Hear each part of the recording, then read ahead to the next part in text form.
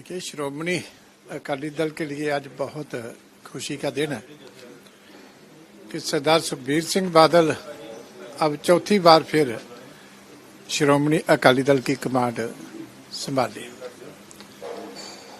और ये सारे पार्टी के वर्कर की और लीडर्स की मन की इच्छा थी और पंजाब की जनता भी चाहती थी कि जिस रास्ते पे पंजाब अभी चल रहा है, जो हाल पंजाब का हो गया, कि एक बार फिर श्रोमणी अकाली दल को मजबूत होके दोबारा मैदान में आना चाहिए। तो मैं सारे वर्कर्स का, लीडर्स का, डेलीगेट्स का, जिन्होंने इतना बड़ा भरोसा जो है पार्टी पे जताया है, आज यूनानिमसली उनकी इलेक्शंस हुई है। अब नई जथेबंदी बनेगी। कल को विसाखी में तलवंडी साबो से हमारी बड़ी कॉन्फ्रेंस होगी। एक नई शुरुआत कल से फिर पंजाब में होगी।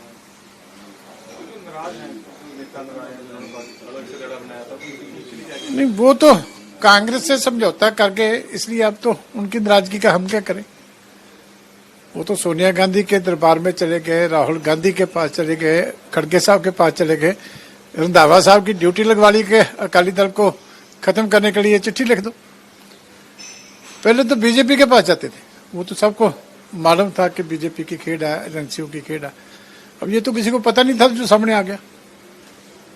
तो जो यहाँ लोगों को अकाल तख्त का नाम यूज कर रहे थे और उनके घर में जाके साजिश रच रहे थे, जिन्होंने अकाल तख्त के ऊपर हमला किया था 84 में, तो ये दो चीजें जो हैं ये इकट्ठी तो नहीं चल सकती। कौन कौन से जो मुख्य तौर पे प्रस्ताव पास किए गए हैं? यहाँ तो बहुत जो है 20 प्रस्ताव टोटल पास किए गए हैं। एक तो बादल साहब को श्रद्धांजलि दी गई है, जो उनका लाइफ का सारी स्ट्रगल थी, जो उनकी कंट्रीब्यूशन है पंजाब को। और एक यूनानिमसली हाउस ने जो उनका अवार्ड विड्रॉ कर दिया गया था, वो भी हाउस में मांग उठी कि सिंह साहब को दोबारा जोदड़ी की जाए, बेनती की जाए। दूसरा फेडरलिज्म के ऊपर है, डिलिमिटेशन के ऊपर है, जो पंजाब में अनकॉन्स्टिट्यूशनल तरीके से सरकार पे केजरीवाल ने कब्जा कर लिया, उसके ऊपर है। किसानों के ऊपर है, दलित और बीसी वर्ग के मुद्दों के ऊपर है, वक्फ बोर्ड की अमेंडमेंट के ऊपर है, जो श्री करतारपुर साहब कॉरिडोर है उसके पासपोर्ट की शर्त खत्म करने की बात है, वाघा का कॉरिडोर खोलने की बात है, लेडीज की जो समस्याएं हैं उनके ऊपर है, बंदी सिंहों के ऊपर भी है, पंजाब के जो लॉ एंड ऑर्डर की पुअर कंडीशन है उसके ऊपर भी है। बहुत सारे जो इश्यूज हैं वो अभी सभी रेजोल्यूशन में कवर किए गए। नहीं, अभी देखिए हमारे जो मुस्लिम मेंबर हैं, लेडी मलेरकोटला से हमारी इंचार्ज है जाहिदा सुलेमान, उन्होंने मता पड़ा इसी हाउस में। हमारे तो बीबा हरसिमरत कौर बादल ने जितना उन्होंने वक्फ बोर्ड की अमेंडमेंट का विरोध किया, तो देश में एक रिकॉर्ड। तो उसके लिए कौन सा प्रस्ताव पास किया गया आज?